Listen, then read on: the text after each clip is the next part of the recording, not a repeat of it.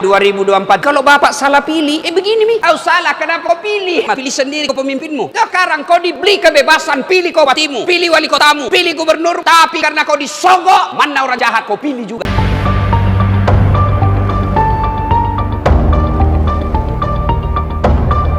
Hasil survei Litbang periode Januari 2023 memotret preferensi pemilih dari kelompok generasi Z. Antusiasme pemilih dari Gen Z sebesar 67,8% untuk menggunakan hak pilih pada pemilu nanti secara sekaligus, yakni memilih capres-cawapres, partai politik, dan calon anggota legislatif. Jika diperinci sebanyak 8,6% generasi yang berusia di kisaran 17 hingga 26 tahun berniat menggunakan hak pilih pada pemilu nanti hanya untuk Pilpres. Percaturan kandidat papan atas mulai berubah pada survei Januari dan Juni 2022. Setidaknya 62% suara Gen Z terdistribusi pada Gubernur Jawa Tengah Ganjar Pranowo, Ketua Umum Partai Gerindra Prabowo Subianto, dan mantan Gubernur DKI Jakarta Anies Baswedan.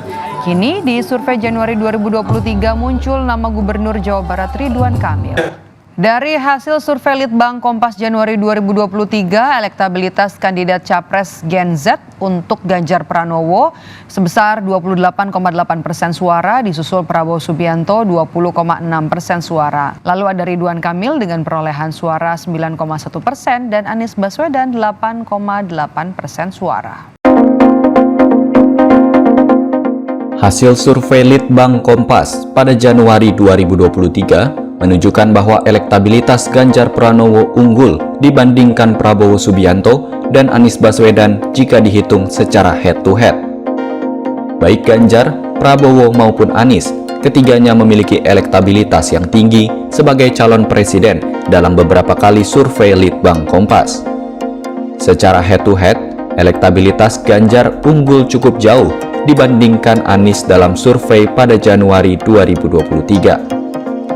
Ganjar mengantongi elektabilitas sebesar 60,2%, sementara Anies hanya mendapat elektabilitas sebesar 39,8%. Begitu pula ketika dihadapkan dengan Prabowo, Ganjar memiliki elektabilitas yang unggul. Elektabilitas Ganjar sebesar 56,7%, unggul dari Prabowo yang hanya 43,3%.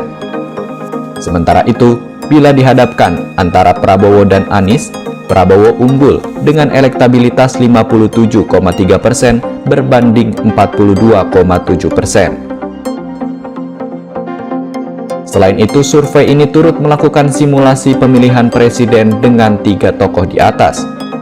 Hasilnya, Ganjar memiliki elektabilitas sebesar 34,9%, unggul di atas Prabowo yang elektabilitasnya 28,7% dan Anies yang hanya 24%.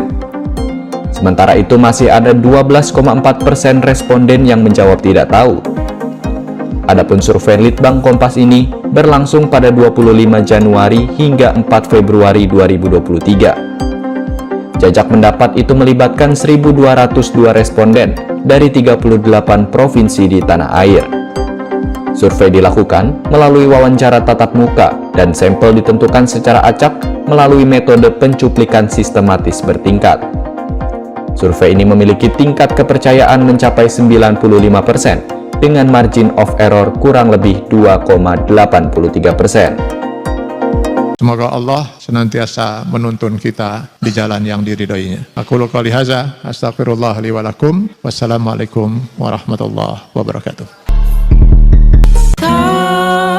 Terima kasih.